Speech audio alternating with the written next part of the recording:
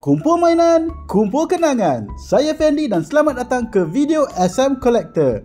Hari ini saya dan Abang Ashraf ada pergi ke salah satu kedai seboneka yang menjual Monster Galaxy berserta Mechamato card.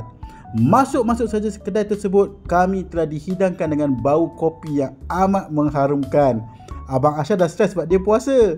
Alright, dan kita dah nampak kad yang kita cari. Sini ada Cyclone Fury, Mechamato dan juga Pack Quest. Nampak Tumbosaurus Rex.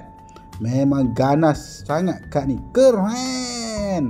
Tapi saya dan Abang Ashraf nak tengok Cyclone Fury ada kad apa lagi di sini. So kita ada Sori, Maharaja Rey Ramos. Wah, Fang dan Gopal pun ada. Okay, Mechamato di bawah. Lagi apa lagi? Fang dan Gopal juga. Banyak sungguh kad Fang dan Gopal ni ya. Patutkah saya ambil kad pack Fang dan Gopal atau teruskan lagi pencarian? Tapi Abang Ashraf ada beritahu dekat belakang tu ada Boboiboy Supra. Betul lah. Boboiboy Supra pack 3/9. Abang Ashraf dah seronok dah. Dia suruh directly ambil kad Boboiboy Supra dan terus membuat pembayaran. Okey lah, kita kasih chance lah untuk Abang Ashraf. Kita ambil kad ni dan terus membuat pembayaran. So inilah kad yang kita pilih untuk kali ni. Pack Cyclone Fury 3/9, gambar depan Boboiboy Supra. Dia punya design lawa. Tagline seperti biasa, kuasa di tanganmu. So marilah kita buka pack ni dan lihat kad apa yang kita boleh dapat untuk set kali ni. Seperti biasa kita akan nampak dadu yang menunjukkan nilai attack 40, 80, 120, 160, 200 dan 240. So kita ketepikan kad dadu tersebut, ambil kad di depan dan letakkan di belakang. So kita adjust sikit bagi dapat kemas. Dan mari kita lihat kad pertama untuk deck ini adalah kad Ying. HP 60, attack 40. Efek dia HP dan attack tambah 60 jika kad Yaya ada di deck kalah.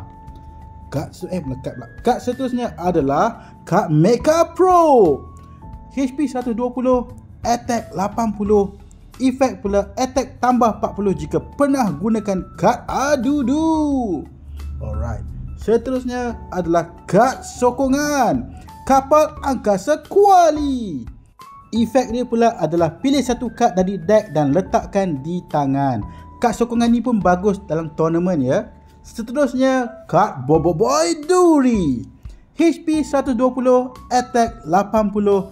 Efek pula serangan pertama kad lawan tidak berkesan. Kad yang seterusnya adalah Yaya. HP 100, attack 80. Efek pula attack tambah 40 jika kad Ying ada di tangan. So Ying dan Yaya adalah kad combo yang saling membantu. Dan terakhir sekali adalah Boboiboy Supra. HP 220, attack 200. Efek pula pinjam efek dari mana-mana kad dalam deck menang atau kalah. Kad Boboiboy Supra ini adalah kad bersyarat di mana kita perlu menggunakan Boboiboy Solar dan juga Halilintar, barulah kita boleh unlock akses untuk menggunakan kad Boboiboy Supra ini. Dan design kad ni memang cantik. Efek Halilintar dia memang timbul dan nampak kemas. Seperti biasa, kad ini perlulah disimpan di dalam card sleeve untuk memastikan kualitinya sentiasa dijaga rapi. Dan inilah kad-kad yang telah kita dapat untuk set kali ini. Sampai sini sajalah video kita kali ini. Jumpa next time. Bye.